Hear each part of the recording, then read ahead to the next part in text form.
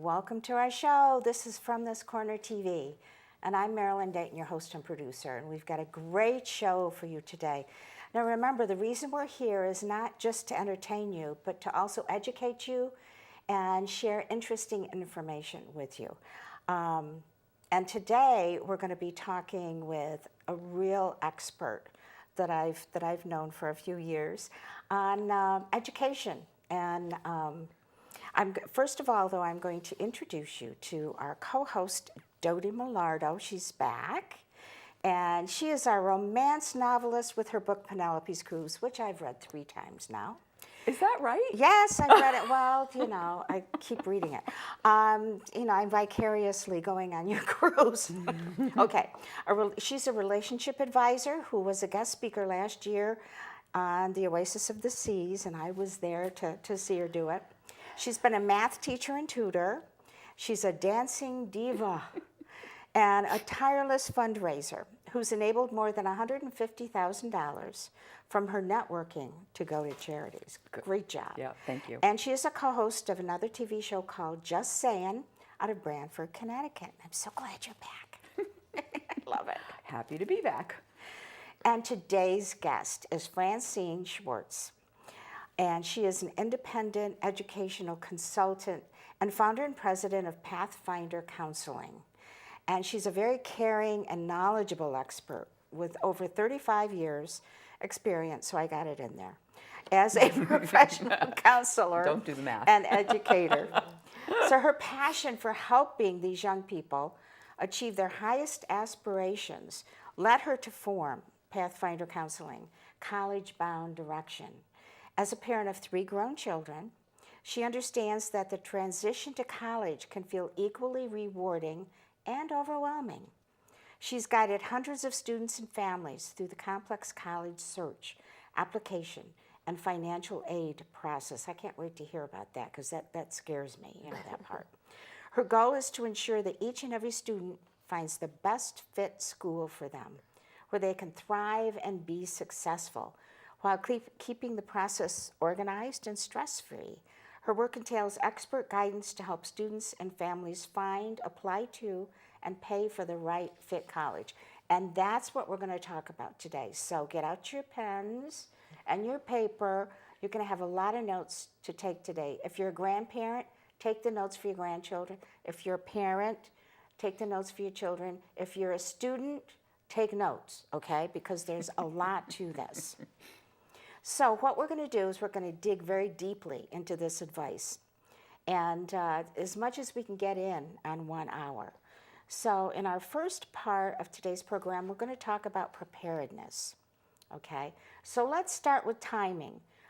Fran, how early should parents begin thinking about the college-bound process? Well, first of all, I want to thank both of you for having me on the show. I'm very excited to share with families some information about the college-bound process.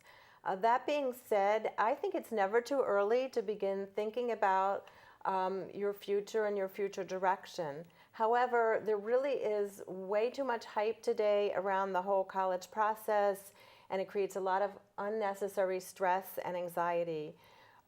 We have 3 children, and my husband sent them off to school every day with the mantra, have fun and learn neat stuff. And I think what he's trying to say is really enjoy the journey. Yeah. There is so many rich experiences in high school for students to take part in that you don't want to always be thinking about the next step and always worrying about that.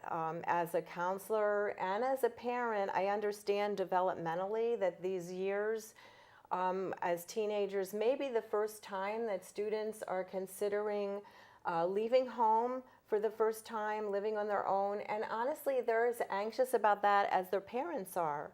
And so what our role as parents should be is to help them and guide them, but not, they need to own that process. There's a favorite author of mine, his name is Harlan Cohen. He writes a lot of college advice books, and his advice is for parents, our role is to help our students get comfortable with the uncomfortable.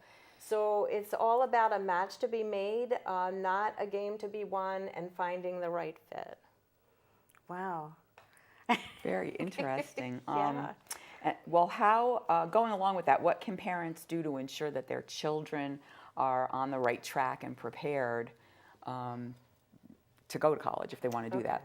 Well, of course, this process is quite involved. There's tons of information, deadlines, and so forth. And one of the things that I do with my students, I have a number of tools to keep them organized and on track. Some of them are on the web. Some of them have a texting feature because that's how teenagers communicate after all. But as parents, one of the best things you can do is create a timeline and a checklist for your students. And what I thought I might do is hit a couple highlights of what should happen each year of high school. That is what I consider some of the most important things. So in ninth grade, that's your foundation year. That's when students should be taking the most challenging classes that they're capable of and doing well in them because their GPA, their grade point average, is cumulative. And one other important thing would be study skills, learning how to read a textbook, how to take different sorts of tests, how to manage their time, and how to stay organized. It's also a good time to begin learning a little bit about careers and majors and what the world of work, creating a resume because they're going to be building on that. In the sophomore year, that's probably their easiest year. They're already more relaxed. They know the drill. They're familiar with the routines. That is a good time to start becoming familiar with some of the standardized testing that will be occurring in future years, such as the ACT, the SAT, the subject test, the AP test, and all of the different testing that they need to be aware of. It also, if they haven't done so already, maybe do some assessments to look at their interests, their aptitudes, what are the various types of jobs out there, what are the various post-secondary options. Maybe it's not college, maybe it's trade school or the military or different varieties of ways to get an education. So that those are important things the sophomore year. The junior year is really the heart of the college process, the beginning of the college process. During that time, families and students should begin building their list of potential schools to consider. And what we want is a balanced list. So they want to have some schools where that would be what I would consider their foundation school, where they're at or above the mean 50% of students that were enrolled the prior year. Many of those schools might offer them merit money because they want to attract students that are at the higher range of the testing and the grades. Then they want to have some where they're right in the middle, and those would be probable schools. Nobody has a crystal ball, but they'll be likely to get admitted to those schools. And then everyone should have some reach or some dream schools. So those are the things junior year. So then senior year, what I like to do is have students really use that senior summer to finish up their college visits if they haven't done so junior year, because actually junior year is the first time or the last time they can visit a college and see students on the campus before they start applying. So senior year, they should be working on their essay. The Common Application is an application that has over 700 schools or close to 700 schools, and they have one main essay to write, so they can do that in the summer, and just keeping on track of all their deadlines and the financial aid process. So those are just a few of the highlights. There's a lot more, but I think that'll give parents a good start as to what they should be expecting. Wow, I like that because that gives people an agenda and it gives it to them in order. So I really like that. I've never heard anything like that before. That's great. And I think it alleviates stress. I know for myself and probably many other people, if you know what to expect, when to expect it, and you have an organized process, it just eliminates a lot of the stress that comes along with that process. So. Oh, definitely. And stress is high because every parent goes, how am I going to afford this? Every student goes, am I going to have to pay for this? And then they go, but I'm not sure what I want to study. But, then you go back to the 8th grader. Okay, I want to be a doctor. I want to be a vet. I want to be an astronaut. I want to be an entrepreneur like my mom or my dad. I want to be a baseball player. you know, they really, they've got all these personality pieces that haven't quite formed yet into who they're going to be. And you know, some people, by the time they're a junior in high school, these young people, they still don't know what they want to do. So I'm going to jump right in now and ask that question, which is, Go ahead. what do you advise these young people who just really are not quite sure what field they want to go into? You know, I think that's okay not to know. I think partly that's what college can be about. I mean, there definitely some students have known from day one they want to be a doctor or they want to be a physical therapist or whatever, but there's many that don't. And I don't call those students undecided, I call them multi-decided. And maybe for that student, a great liberal arts education where they have an opportunity to really explore many fields and take advantage of all that college has to offer is the way to go. And that being said, I am a licensed professional counselor, so I have access to professional level tests. So we can look at a student's abilities and their interests and their personality, and how does that match up with various careers, and how do you, if you're interested in a career, what are the steps and the types of education you need. So I don't want families to be too stressed out if they don't know.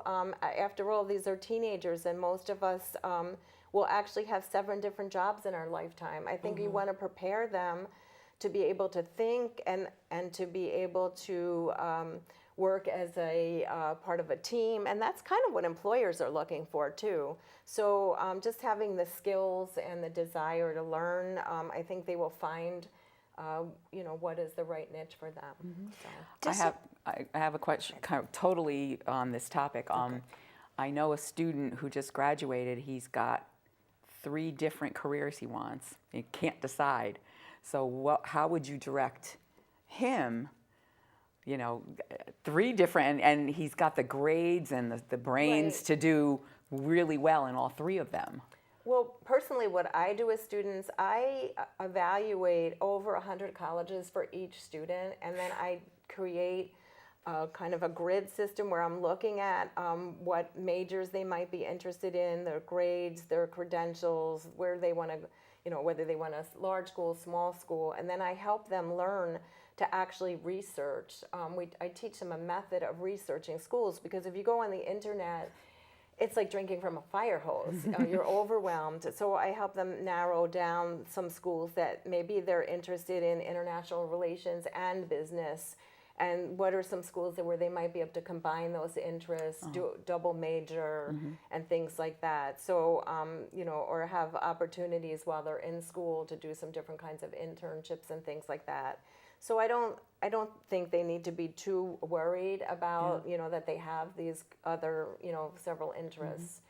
That being said, if they're, you know, engineering students and students that are in kind of a pre-professional type programs, they really do get in a lot more narrow focus a lot sooner. So it would really depend on the student, but I think, you know, we can find a good fit. And you mentioned That's internships. a lot of schools, 100. Yeah. Well, they don't apply to 100. No, but I you're- look at 100. you're researching. We sift that down to about 30 for them to learn to research, and then 10 to 12 schools, maybe, well, say anywhere from 6 to 12 schools to actually apply to. Okay. Wow. So you mentioned internships, and I was going to ask you about that, because sometimes when you think you want to go into a field, and you know, you're encouraged to have a summer job, and it might be a good idea possibly to apply to a company that has that is a part of that field, so you can kind of get a feel for it and see if it's something you really, because you're getting the inside story. And so Absolutely. And so that's in high school, and that's also in college. I think an internship or study abroad or job shadowing or doing research with a professor are all excellent, because after all, you want to be able to be successful when you leave college. So I help students with that transition so that they can graduate college on time and with a job or ready to move on to professional school or graduate school. And so it's about taking advantage of what's offered in the college. So it's not so much about the college that they get into, it's really what they do while they're there. And if you look at many famous people, maybe they didn't go to the most highly selective schools, that the ones that you all hear about, but they took advantage of what opportunities were at the school. So I think that's important. The internships are very important. Well, we're talking about making an educated decision about education. How's that? Yes. That's exactly It's absolutely right. right. It's absolutely Yes, right. That's right.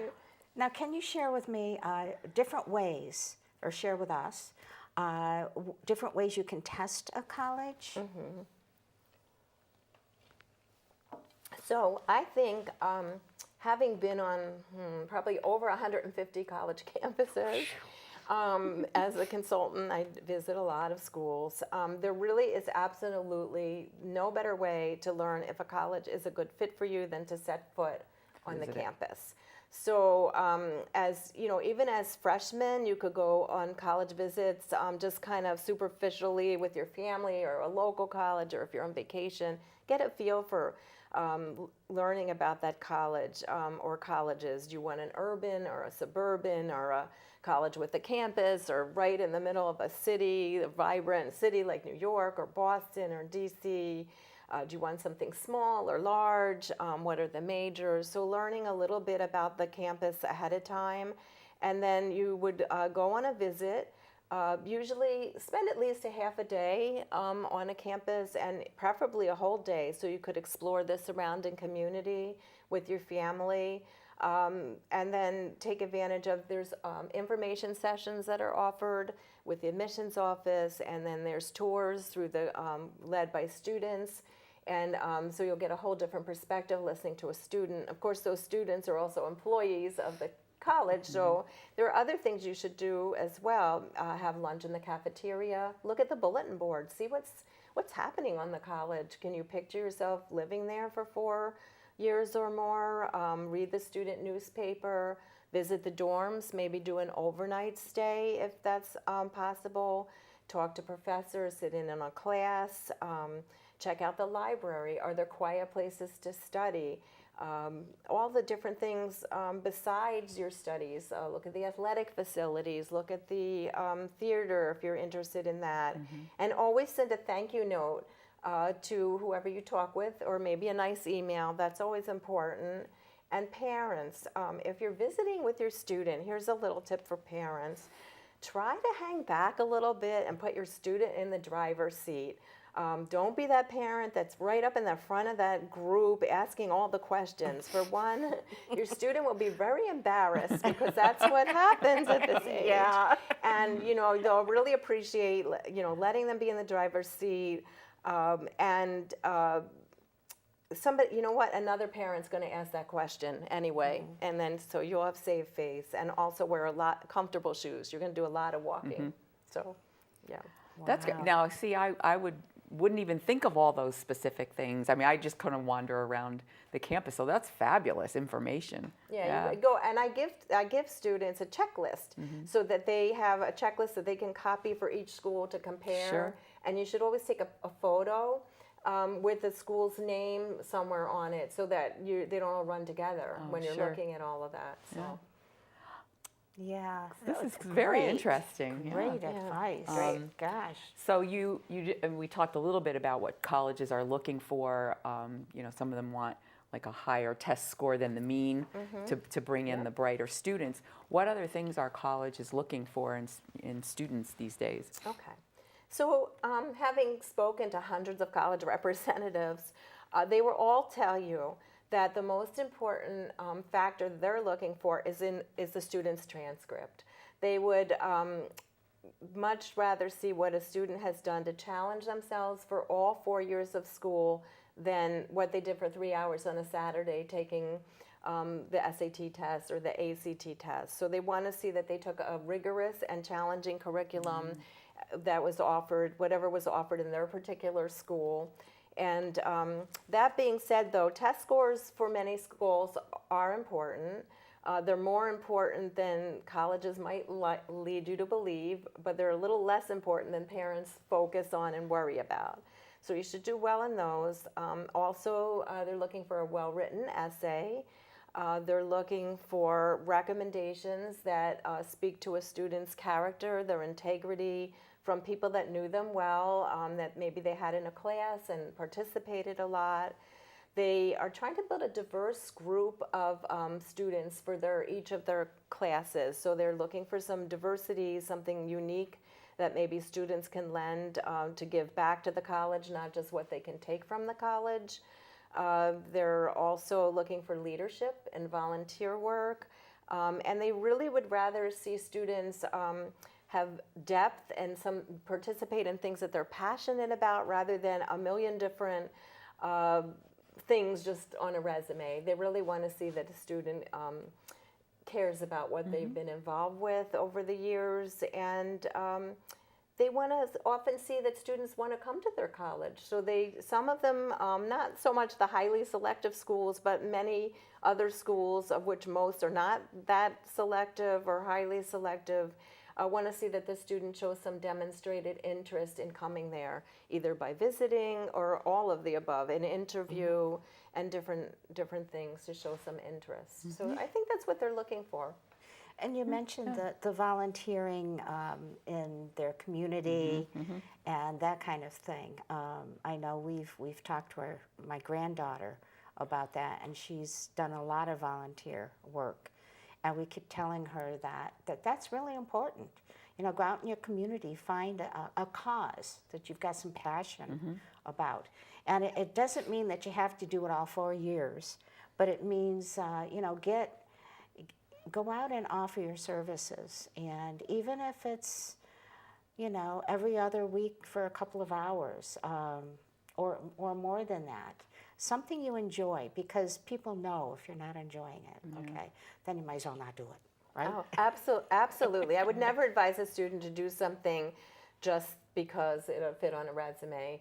I do like them to try different clubs and things like that in high school, different activities to see what's right for them, and not be shy about trying things, because I ask students, what would you have done differently in high school? My seniors, I'll ask them, and they always say, I wish I would have got involved sooner. So try it, even if you're a little nervous about it. Yep. It's worth trying. And yes, colleges do look at volunteer work because they want students that are going to contribute to their campus and be part of their community. So they like to see that students have done that, in high school. So I think that is important. Well, they even build into the curriculum in some of the high schools Right. community service. They It's do. required. Yes, some of them It's do. required that you do so many hours over the course of a year. So. And today, the schools, rather than when I went to school, which was a million years ago, Me too. they offer so much more to not just the guys, but the girls too have more opportunities. Drama clubs, there's all kinds of sports. There's lacrosse, there's soccer for girls, which is a wonderful thing. So there's no excuse for the girls not to get in there and try some of these things today. Absolutely. Yes, Yeah. absolutely. So, so you say a college essay appears to be, I remember college essays as being really kind of complicated and challenging, and it's like, can you give some tips? Yeah, absolutely. I'll be happy to. I mean, we can all picture the scene. The student is sitting there burning the midnight oil at the computer, the deadline looming, and they're feeling like they have to create a Pulitzer Prize winning novel. And you can probably appreciate this as an author, but it doesn't have to be that way. I think it's important to understand what colleges are actually looking for in an essay, and then I can share some tips about how to put their best foot forward and have a great essay. One thing that the purpose of the essay is to show that students are capable of college-level writing and college-level work. But probably the most important thing is because it's the one place in the application where they can shine and where they can talk about something that's not elsewhere in the application. It's not so cut and dried like their transcript or their test scores.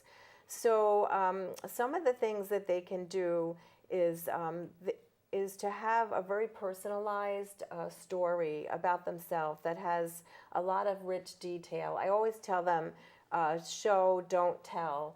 Use all the five senses when you're describing when you're working on your essay, and take that first sentence and polish it like a diamond, because while you may spend hours and hours and hours on it, unfortunately, it might get read for like 2 minutes. So you want that sentence to stand out. Of course, you should know the mechanics of writing a good essay. So go back to the English class and what is a standard essay. You don't want any spelling errors. Don't rely on spell check and grammar errors or anything like that. You should have someone proofread it and proofread it again. And I've read you can proofread backwards. I've done that. yeah, And you yeah. pick up things like if you're proofreading backwards. So that's important. Also, you don't need to impress don't feel like you have to impress the admissions officer. They know the voice of a 17, 18-year-old student. They also know you didn't create or find the cure for cancer.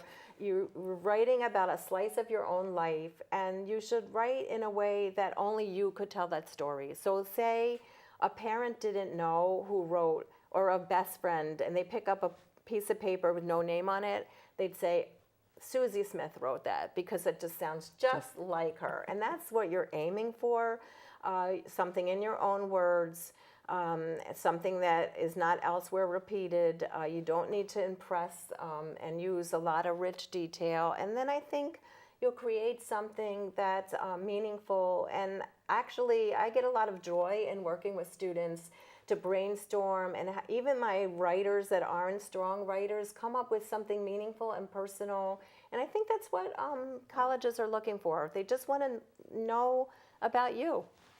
And So that's what it's for. I was going to ask you, Yeah.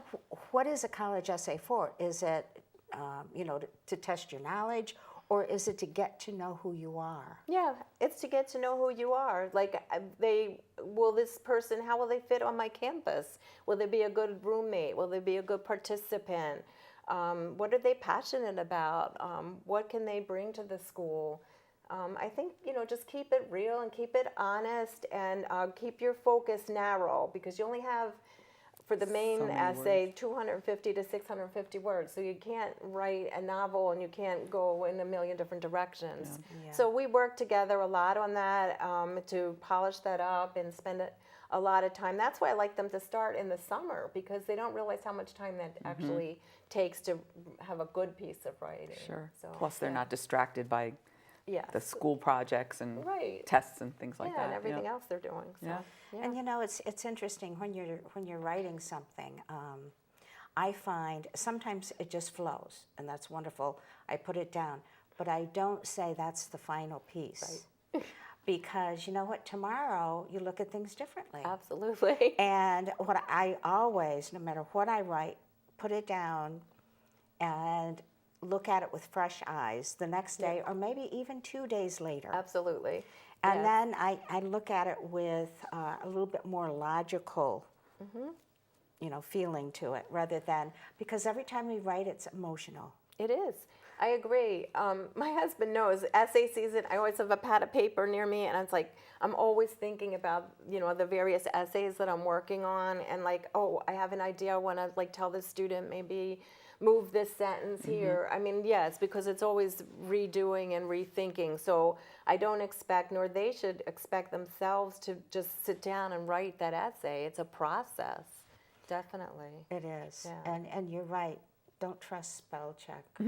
Oh no. It's like when you're texting, and I mean, the teenagers today, they're going like this, right? Right. I can't do that. I go, and I still, I get, then spell check will go in and change a word. And I go, whoa, what is that? I know. That's not what I wrote. Yep. And I guess, with all the technology, it's sort of not helped them in a way, because sometimes they write like they text. They don't know how often to really to write the same way they did. But Yeah, I know. I get a little concerned about that, because they're not really learning cursive too much and then they anymore. can't sign a check. They don't know how to sign a check. Yeah, how do you sign your name? Well, okay, here we go. No, that doesn't work. Well, So you just have to adapt and work with it, but it is a little different. It is Yeah. a little different. it's quite different, yeah. And that's, that gives you a lot of food for thought. And hopefully you've been writing down a lot of this because we're getting ready to take a break. But remember, if you find that you missed a few pieces, it's okay. You can, you're watching this through YouTube, okay, it's a video. So you can back it up and play it again and pause. Isn't that a wonderful thing? We can't do that at the moment, but you'll be able to do that when you take a look at it again, okay? So we're going to be coming back with Fran and getting a lot more information. So if you don't have enough paper, go get more while we have the break, okay? And then we'll see you after the break. You always made sure I brushed my teeth. You told me that smart was cool. You always told me to dream big. To all of those parents who took the time to make raising their children their most important job, we'd like to say, Thank you. Thank you. From the bottom of my heart, thanks, Mom and Dad. This message is brought to you by the U.S. Air Force. If you keep tanning, indoors or out, the effects of harmful rays will show up on your skin. Wrinkles, age spots, and an increased risk of melanoma, the second most common cancer in women 15 to 29. Stop tanning. Time may not be on your side. Learn how to protect your skin at spotskincancer.org. A message from the American Academy of Dermatology.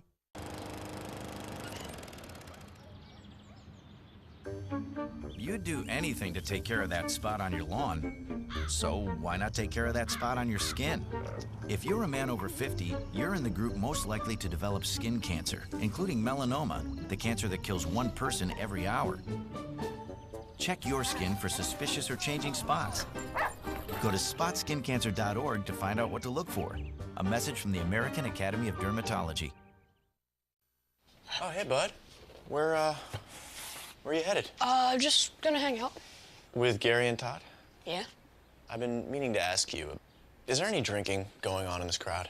No. If any of your buddies ever pressure you to take a drink, just tell them you promised your dad you wouldn't. I'd do anything to keep you safe. Okay, I will. I hope this is working. I promise. Love you too, Dad. They really do hear you. For tips on what to say, visit underagedrinking.samhsa.gov. And we're back. This is From This Corner TV. You know, as I look at those PSAs, or what they're called, you know, each one has a message. And I love it, you know, the fourth one there with the father and the son. That's just, it's very touching. I love that. I miss the dog, though, that we used to play. But anyway, okay, so we're back here with Fran Schwartz. And she's quite an expert. And she's an expert at helping the student find the right fit with a college. And, you know, when you're listening to her talk, you're probably thinking, well, don't school counselors help the kids with these kinds of things? So let's pose that question to Fran. What's the difference between, you know, the guidance counselors, the school counselors, and what you do? Okay, so I can talk a little bit about why do people hire an independent counselor, and about what the guidance counselors. And I actually have a school counseling certification. I've been a school guidance counselor, so been in their shoes. Well, here's a little statistic. Well, first of all, about 26% of high achieving students do use the services of an independent consultant. In some states, the ratio of students to counselor is 426 students for one counselor. Wow. That's a lot. Yeah. And then the average amount of help, college help, that students get in high school is 38 minutes. That's 38 minutes. And counselors have a lot of roles that they have to accomplish. They have to work with students that are failing to graduate. They have to do scheduling and work with students with special needs and the IEPCs and the 504 plan. So they have a lot on their plate. So I think the reason people hire an independent consultant is to serve as a guide and a mentor through the entire process. It helps to have a third party work with students to keep them on target and on track. And but before people hire someone like myself, I think they need to look at credentials. So one way is there are two professional organizations that I belong to. One is the Higher Education Consulting Association. The other is the Independent Educational Consulting Association, IECA. And the reason that's important to know when you're looking for an IEC, which means Independent Educational Consultant, is because those folks are vetted. They have to have a certain level of education, a master's degree. They have to have many hours of consulting students through the admissions process. We visit an average of 22 schools a year. And we have a code of ethics. That's important because we pledge that we are not going to create more anxiety for a student. We're going to make the process easier and less stressful. And we don't work for colleges. We work for families and students. So those are important things to know. And I consider myself a partner with the school counselor, even though we may not work directly together, because they have certain roles. They work on the transcripts and they work on getting all the pieces that come from the school, the recommendations and so forth, and they guide students all 4 years. So I don't think we're competing with each other. We're working together so that the student ultimately finds the best fit school and applies and gets accepted. So, okay. Yep. So I am a student, and I want to hire you to be my Independent Educational IEC. Yeah. Right. What do you do? I walk in your office. What do you do? What's the process? Okay. Well, first, I usually speak with families, either mostly over the phone, email as well. Of course, I Skype and I do FaceTime and all of that, just so they understand pretty much what I just told you. What does an IEC do? What can we do to help you with the process? And then I have the family come in for an initial session, and I spend a lot of time with a family interviewing them, both the student and the parent separately, so that we can establish what are their goals and objectives for this process, get to know the student better, and develop a rapport with them, and so that we can work together. And sometimes I have families and students, and they're a little skeptical or they're nervous. They think that I'm just going to be a person to give them a lot of work, extra work to do, and all of that. But once they get to know me, I work very well with students. I love teenagers, actually, and we work well together, and I go through and give them a timeline of activities that we're going to be working on. I have a number of different packages or options to work hourly, so we figure out what's going to be the best way to work and then go step by step through all the different processes. I introduce them to my online system so they can have an account and see how that all would work. And then mostly I work with the student. The parents, I'll have them come in when we have a college list to discuss and work with them on the financial aid piece, of course. But mostly it's me and the student, and I can be what I call a nice nag. So I've Skyped with students on a Friday night and said, I think I need you to turn some essays into me, and they usually cooperate and they work with me because I'm not the parent. There's not that push-pull, and we work really well together. So it's just very individualized with the family, but they have a systematic course of events that we go through the process. So, and it's never too early to talk to you, right? Oh no, I talk with families, even 8th grade parents, and give them an idea. Like for juniors or for freshmen and sophomores, I have a package where I work just with freshmen and sophomores to help them learn study skills and about the world of work, and we do assessments, and we meet maybe 5 times a year, and that gives them a good start. We look at their courses and their extracurriculars, what can they do in the summer. So yeah, it's a great start, but I'm not focusing on the college piece at that point. I think they want to enjoy high school and be prepared and see what's coming down the road junior year, but it's not to only focus on that, because Yep. families tend to overly focus on that, and I try to avoid that. So. Well, I think one of the reasons parents focus on finding the right college is because of the financial part. It's very scary. The financing and education is the second largest investment after your home. That's kind of big. That's, as I said, that's scary. Not only that, but it can be very confusing and overwhelming. Well, we have an expert here. So what we're going to do is we're going to pose some financial aid questions to her, okay? So make sure your pen is working really well and write really fast, because here we go. What rules of thumb would you start with for financial aid? Okay. Well, let me just preface this by saying I'm not a financial advisor. I do advise families to find a very good person early when they have children to start planning ahead for college.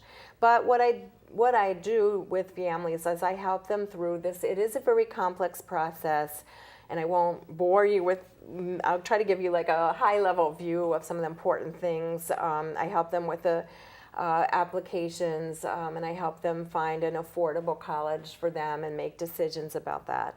So one good rule of thumb is that what I call the rule of thirds. 1/3 of your college costs should come from your current income, 1/3 from money that you've saved, and 1/3 from financial aid. And we'll talk about the different types of financial aid. And I think families should always have a financial safety school. Often that's a state school, because that might be of a lower cost, or perhaps consider 2 years of a community college. It's very individualized for the family. But there's always a way to make college affordable and make it work if the student wants to go. So that's what I would advise in terms of financing. Okay. I like that, thirds. A third. So current income, savings, and financial aid. The three, right? Okay. So that means you need to start saving when they're young. Yeah. Absolutely. Okay. 'Cause it takes a while. Yeah.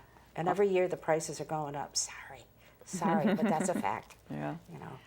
So how do you go about applying for financial aid? What is the process, and how do they determine how much to give you? Very good question. So I'll try to keep it as brief and simple. It can get kind of technical and probably boring and overwhelming, but I guess it's important to understand what are the costs of college, first of all. And they can range anywhere from maybe over $3,000 for a community college to over $60,000 for a private school. But that being said, families should not get too hung up on the sticker price, because remember I talked about a match and having a balanced list. So you could get good merit money from a private school that might equal out the cost of a public school. Okay. So the cost of college, there's direct costs, which would be your tuition, your room and board, and fees. And then there's indirect costs, which would be books, maybe transportation, say if your student is in a college halfway across the country. And then there's always the late night pizza runs and something called eSuds, which is you can have an app on your phone which tells you when your laundry is done. That was not available when I was in college, but that's a cost, not the app, but the laundry and all of that. So what colleges do is they come up with what is financial aid? So financial aid is basically the cost of the school minus what's called the expected family contribution. That's the EFC. And how do they get this figure, this mythical figure? Well, there are two forms that families fill out. One is called the Free Application for Student Aid, the FAFSA, and you would go to fafsa.ed.gov, not any other .org, because those could be actually scams where, so you need to know the proper website. You fill out that FAFSA form. It's now available October. It used to be January, and it's based on income and assets, and it can even be pre-populated with your income tax information. And then there's another form that private schools use called the College Scholarship Service Profile.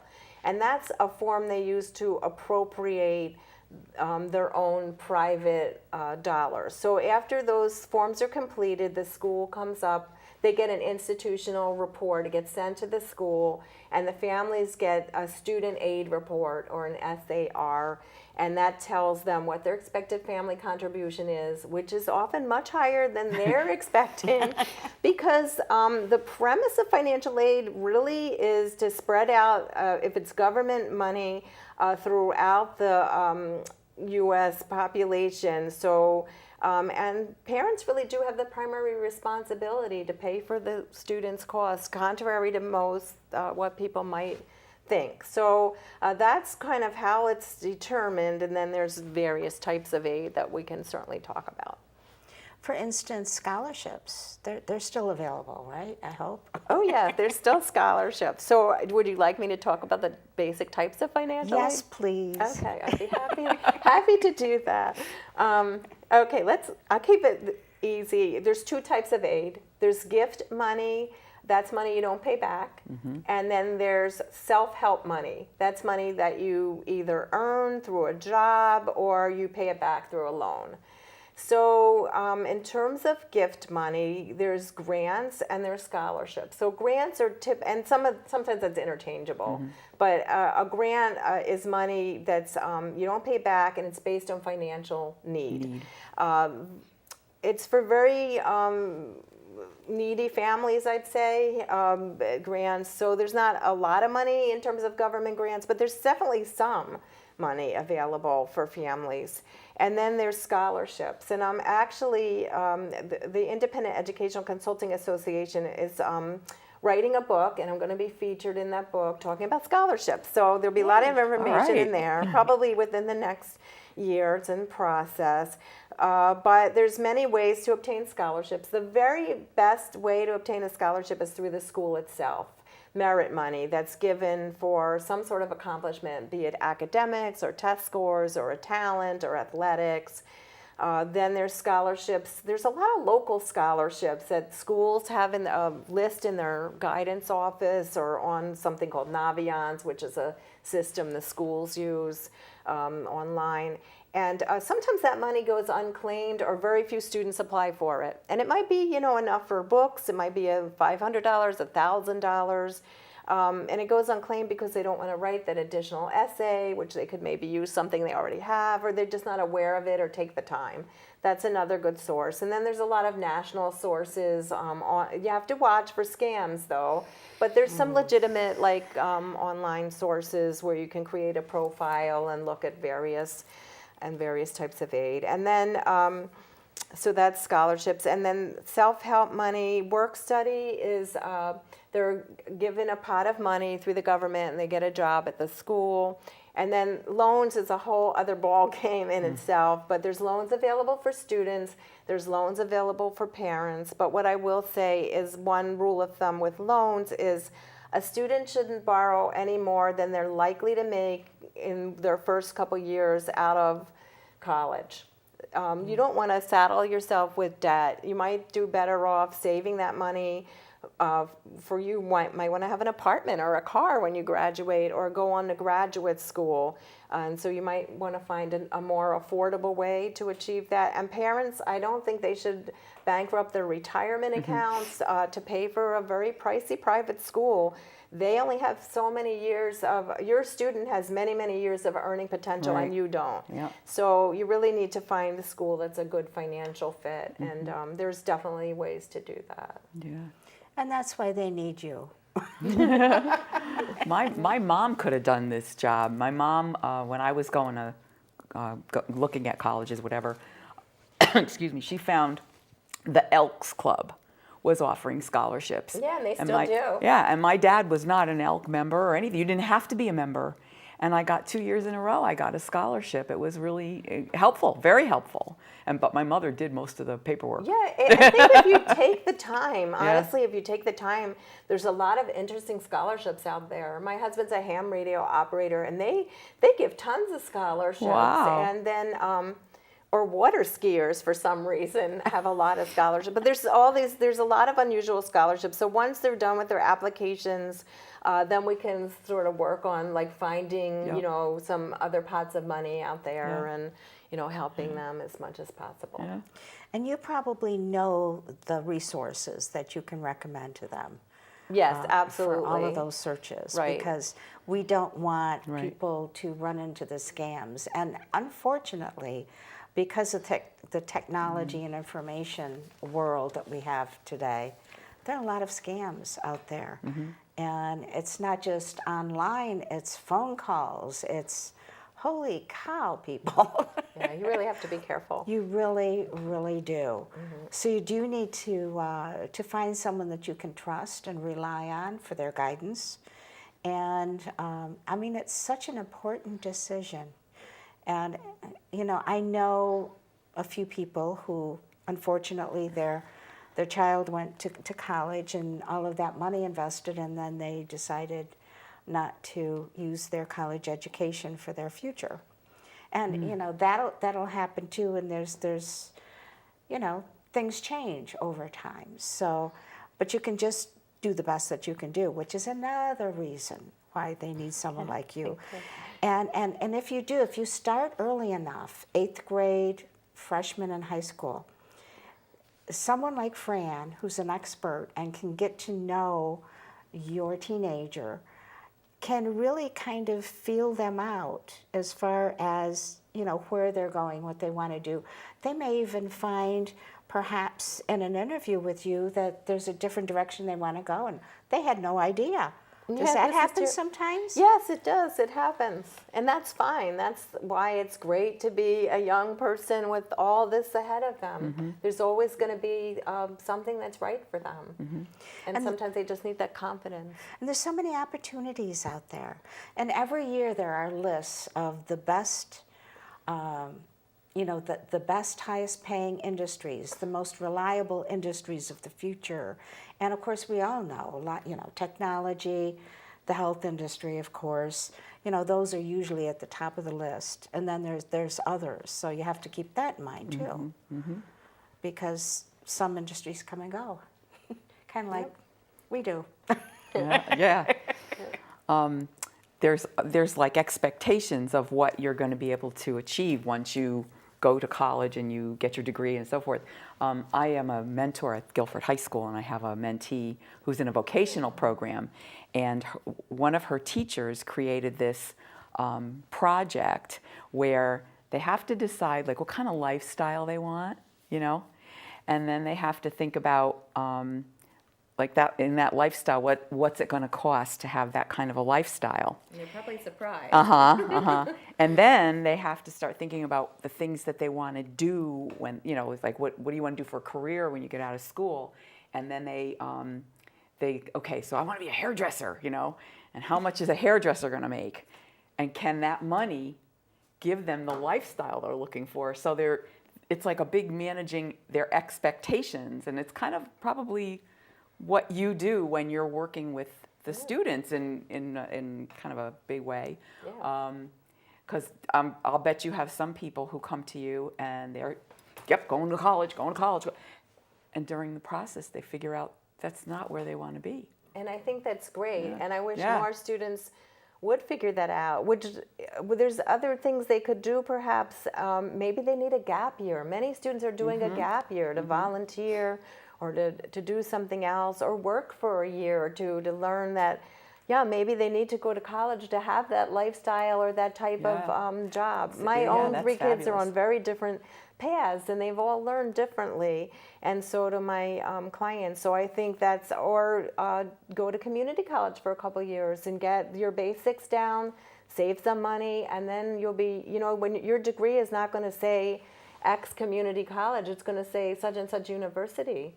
So there's so many ways that would be, you know, to find their future. Sure. I totally agree with that. Yeah, absolutely. And you know, these young children are our future, and we have to keep that in mind, which is why it's so important to find experts to work with to ensure your child's future. And And there's just, we've got people like Fran who's, she's not just an expert, she's a very caring expert. And I'm just so grateful to have you on the show. It's been great to see you again. Yeah. First of all, it's been a pleasure. I've really enjoyed talking. Is there any last minute quick tip that you want to throw out there? Well, I just want to reiterate that what I said earlier, that college is a match to be made. It's not a game to be won. There are over 4,000 schools out there. I always reassure my students that they will have an opportunity to go to school if they want to, and basically have fun and learn neat stuff. It's all about the journey. Yeah, so hopefully I can help them with that. Yeah. And you help people in other countries too, don't you? I have. I've had clients in Japan, in Hong Kong.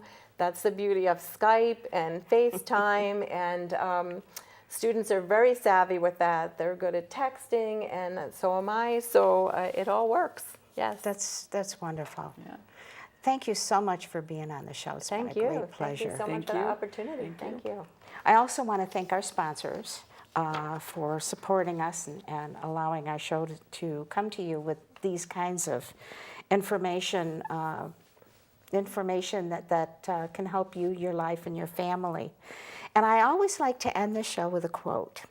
And the one that I used as a slogan when I was running for school board back in the 70s when my kids were in school was, "A child miseducated is a child lost." And that was a quote from President John F. Kennedy, a man I admired greatly. And remember that and think about that. A child miseducated is a child lost. That shows you how important an education, the right education and the right fit is for this child to go on into their future. So remember to tune in on our public access station for your show. And remember, we're on YouTube, okay? And if you've got some ideas, send me an email at this address that's going to show up in a second. And Dodie, what a pleasure to have you back. Thank you. Again, Thank you. I just love having my co-host here. She's not just my co-host, she's one of my best friends. So we're going to have another great show for you next time. And be sure to go to our website, and we've got a lot of shows on there over the last 2.5 years for you to take a look at on all kinds of subjects. But thank you very much for joining us today, and we'll see you next time.